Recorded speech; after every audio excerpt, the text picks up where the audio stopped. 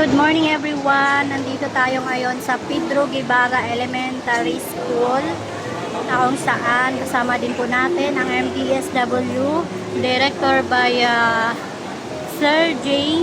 De La Puente and darating pong ating Yorme. Watch po itong ating video hanggang dulo.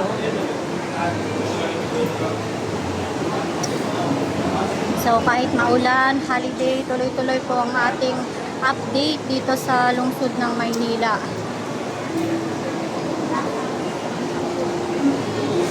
Ang ganda naman, what you do today can improve all your tomorrows by Ralph Marston.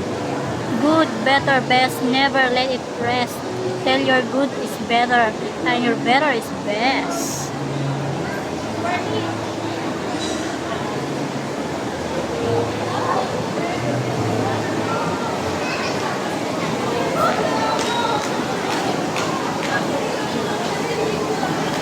So, waiting pa po tayo sa ating Yorme.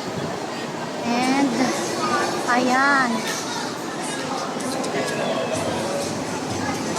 Shoot your goals.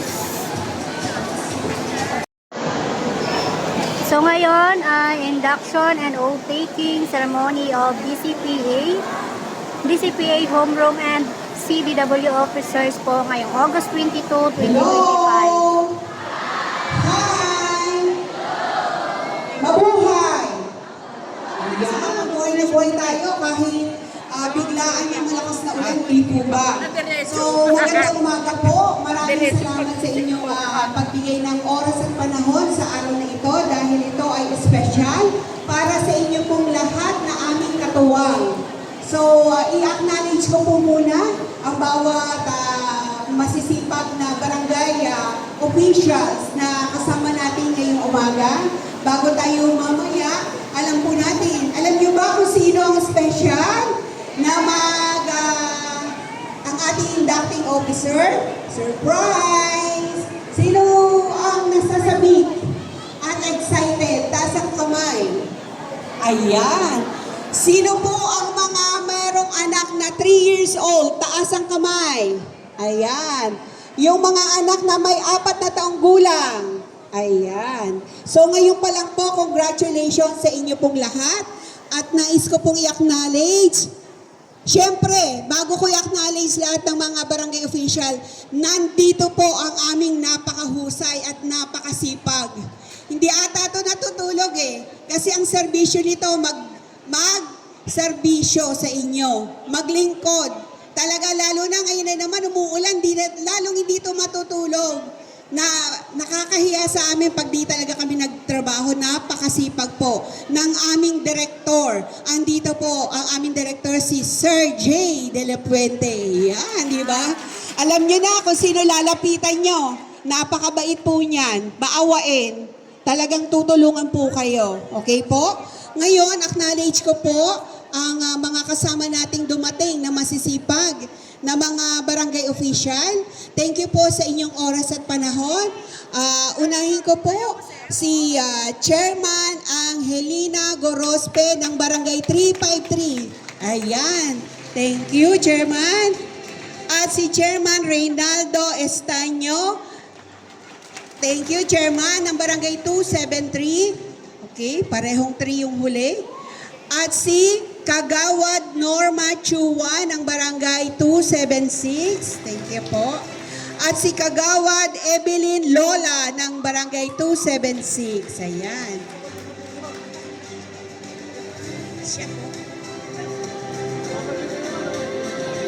At syempre, si Kagawad Maribig Obong ng Barangay 393. At si Chairman Robert De La Cruz ng 341. Yan, Chairman. Thank you. Maraming salamat. At lahat po ng mga magulang nang galing sa iba't ibang barangay. Kasi po, ilang barangay po, alam niyo po ba ilang barangay meron sa Distrito 3? Hindi niyo po alam? Gusto niyo malaman? Yes. 123 barangays po tayo. Okay?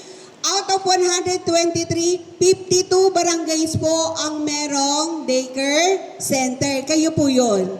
Kayo po yung mapapalad na pinagkatiwalaan ng kapwa magulang natin. Kaya nandito po kayo katuwang namin. Okay po? Ngayon naman po, palakpakan natin yung mga daycare teacher nating uniform na kulay blue. Dahil sa kanila, kaya po kayo na andito ngayong umaga dahil talaga namang mga masisipag po yan. Nais ko rin ipakilala sa inyo yung aking team. Okay lang po ba? Yes. Okay lang po? Kilala niyo po ba ako? Nagkita-kita tayo ng distribution. Nakatanggap na po ba kayo ng mga bag? O nakita niyo po kami doon? Tama, mali? Ayan. So natandaan niyo po ba ang pangalan ko? Ayun, narinig ko si ma'am. Anong pangalan ko, ma'am? Ayun, ako po si Julie. Julie Bahelot, ang bago niyo pong tagapaglingkod sa Distrito 3 na pinagkatiwalaan ng masipag kong boss ng aking director si Sir J. De La Puente. Thank you, sir. At syempre ang aking mga team. Pakilala ko rin po muna sa inyo ang aking team. Ang team supervisor nitong Binondo area, si Sir Joshua. Halika dito, Sir Joshua. Yan. Ang team Binabang po, si Ma'am Dancel. At kasama niya si Ma'am Marian. Yan. Ang team C, si Ma'am, asan na si Ma'am Rainiel. Ayun, Ma'am Rainiel Petras. At syempre, kasama niya naman din ang ating isa pang magandang social worker, si Ma'am Nika. Ayan. At syempre, lahat ng mga kasamahan kong support staff, nandito si Kuya Ed, tsaka si Kuya Ray, na andyan. At andito rin po, hinuhubog natin ang mga magiging bagong social worker. Andito po ang ating mga social work student from UDM. At pamantasan ng lungsod ng Maynila. Kaway kayo dyan, yan. Yung po sa mga bagong dating na mga nanay, sige po, pasok lang, upo po kayo. Okay. At maraming salamat po sa pamunuan ng P. Guevara Elementary School. Pinaunlakan po nila na ating pong magamit itong napakagandang, anong tawag nila dito? Gymnasium o gymnasium? Okay, ang ganda, aircon. Kaya thank you po. Okay, ngayon po, nais kong palakpakan nyo ang sarili nyo. Bakit? Kasi ngayon pa lang pinakita nyo na ang inyong tungkulin ay mahalaga. Kahit humuulan, pumunta po kayo dito. Maraming salamat po. Okay. Sige. Ngayon, pwede na po tayong mag-umpisa ng ating opisyal na programa. Nais kong tawagan ang mamumuno sa ating panalangin at ang ating pambansang awit ng Pilipinas o national anthem natin. Magandang, dito na po ako sa baba. Kita nyo naman ako eh. Magandang umaga po sa inyong lahat. Magandang umaga po! Sa mga, siyempre, una muna sa lahat ng mga nanay na nandito, kahit na medyo paulan, nakarating kayo, may iba may kasama pang anak eh, no? Sa mga tatay, sa ating pong mga butihing chairman, magandang umaga po, Chairman Nene. Alam niyo po, hindi na po bago sa akin itong ganitong mga okasyon. Noong 2007 hanggang 2013, naging chief na rin po ako ng Manila Department of Social Welfare. Panahon ni dating Manila Mayor Alfredo Lim. Panahon niya. Okay? At ngayon, muli po akong binigyan ng pagkakataon ni Yorme na pamunuan yung tanggapan po ng Manila Department of Social Welfare. Kaya po ako nandito at nakatayo sa harapan ninyo. Hindi po sabihin, hindi na po bago sa akin yung mga programa sa mga anak ninyo at sa mga nanay. Maya-maya lang po, kaya ako nakatingin doon sa taas, minomonitor ko kasi, tinitignan ko yung lakas ng hangin tsaka bagyo kasi bahagi ng trabaho namin yung malakas na ulan at bagyo, lalo na po doon sa mga lugar na coastal. Dito po sa District 3, meron po kayong Parola.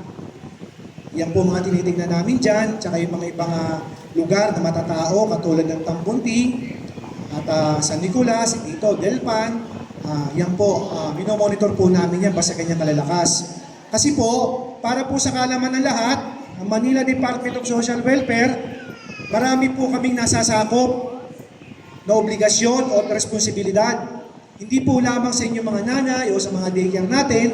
Pag may sunog, nandun po kami. Pag may bagyo, nandun din po kami. Pag may problema sa mga minor de edad, mga bata, nandun din po kami. Pag mayroong mga problema na reklamo tungkol sa mga kababayan natin o yung PWD, mga may kapansanan, sa mga solo parent. Meron ba rito mga PWDs meron dito? Solo parent. Yan. Alam nyo po, sakop din po namin yan.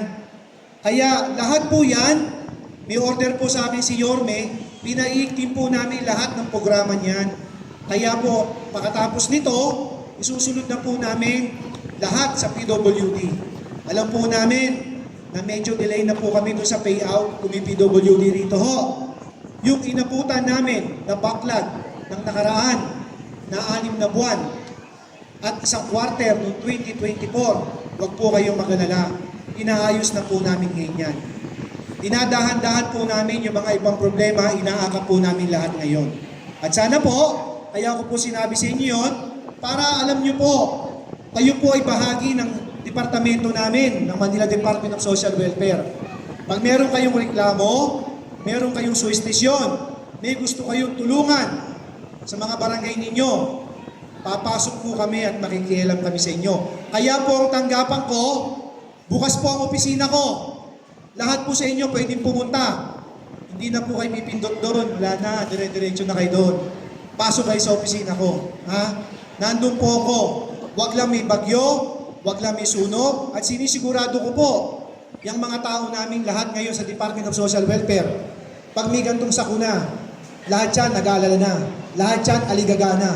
Kasi ang instruction ko po sa kanila, katulad na sinabi ni Yorme, kailangan bilis kilos. Noon po, pag may nasunog, para alam nyo lang ha, noong araw, pag may sunog, nagbibigay ng financial assistance, 2 to 3 days. Ngayon po, pag nagkasunog sa umaga, may tinatawag kaming half-day payout. Pag nasunog ng umaga, tanghali, alas 4, bigayan na kami. Bigayan na kagad. Kaya ho kami, nakakahiya ho na hindi kami sumabay. Paano? Si Yorme, kahit gabi, kahit kahapon, holiday, di ba nag-iikot? Nakita nyo, nasa Rasak, di ba? Nag-iikot. Kaya kami, ako, ikot din kami ng ikot. Ikot na merong napapala ang tao, ikot na naibababa namin yung programa. Kaya ho kami, pag may nasunog, aligaga na kami. Pag may bagyo, 5 days, ang pakain, dire-diretso. Naka-modular tent na kagad lahat yan. Tapos kung ano yung mga distribution, lahat ng pagkain at lahat ng goods, tinatapos po namin. Gusto ho ni Yorme, merong direksyon, may programa, may pupuntahan at merong makikinabang. Yun po ang gusto niya. Ibig sabihin, lahat yan areglado. Hindi yung wala lang, hindi pwede yung... Ngayon ho, kahapon, ito para alam nyo ha, kahapon holiday, nasa Santa Cruz ako. Alam nyo ba yung restaurant na Delicious? Alam nyo yun? Diba? Nandun ako, kinakausap ko yung may-ari, paano merong reklamo sa PWD. Kinausap ko sila, kami na ho bumaba doon na kami nag-case conference, binaba na namin lahat. Kasi binibigyan ni Yorme ng kaukulang proteksyon, yung karapatan ng mga PWDs, lalo na yung mga lolo, tsaka lola. Kaya di ba na, yung mga senior ninyo rito na meron pong senior, di ba ho, nagbaba kami na insure? Nagbigay na kami na insure. O yung iba, hindi pa, hinihintay lang namin yung delivery kasi naubos. Mahal pala yan. At yan pala, isa lang ang distributor, yung Abot. Nanggagaling pa pala yan sa Singapore. Kaya, pati yung mga payout ni Lolo, ni Lola, hintayin nyo lang po yan. Inaayos na po namin lahat ngayon yan. Kasi gusto ni Yorme, mabilis, lahat. Kaya kami naman, ako naman, sinabihan ko mga tao ko, pasensya na kayo, kung magtatrabaho kalabaw tayo ngayon, hindi na tayo po pwedeng ngayon. Hindi tayo po pwedeng passion show lang ngayon. Kailangan lahat kami marurumihan. Lahat kami mapupuyat. At lahat kami mababasa ng ulan. Yan po ang utos ni Yorme. Sa inyong mga nanay, naibigay na ba yung mga gamit nyo? Naibigay na? Ay yung kapote? Wala pa? Yung mga t-shirts, bag, supplies, naibigay na? Okay. Kamusta naman yung supplemental feeding ninyo? Okay naman? Basta meron kayong problema, meron kayong suwestisyon, punta kayo sa akin ha. Sabihan nyo lang ako. Ha? Sabihan nyo lang ako. Punta lang kayo sa akin. Ano kayo 52 barangay na meron daycare center. Ha? Alam nyo, priority natin ang daycare center, priority natin ang matatanda, ang PWD, at ang solo parent. Lahat po yan. Basta kung makakatulong kami. Ang opisina ko po sa Manila City Hall, room 108, ground floor. Yan. Pag may kailangan kayo sa akin, ha? Feel free to go there and approach me. Okay. At kami naman, lagi kami nakikipag-cooperate at nakikipag-ugnayan sa mga barangay chairman namin, sa mga barangay officials namin. Kasi kasama namin sila na nagtataguyod ng programa ni Yorme. Hintay lang po tayo ng konti. Nakita ko yung mga ibang nanay nandun pa hindi makapasok, malakas ang ulan. Upo lang tayo dyan, antabay lang tayo dyan. Parating na rin si Yorme, tsaka si Kusial Tol Sarkal. Andyan ha. Ayun lang po. Maraming salamat po sa inyo ha. At salamat sa Diyos, lahat po tayo nakarating sa araw na to. Magandang umaga po at maraming salamat.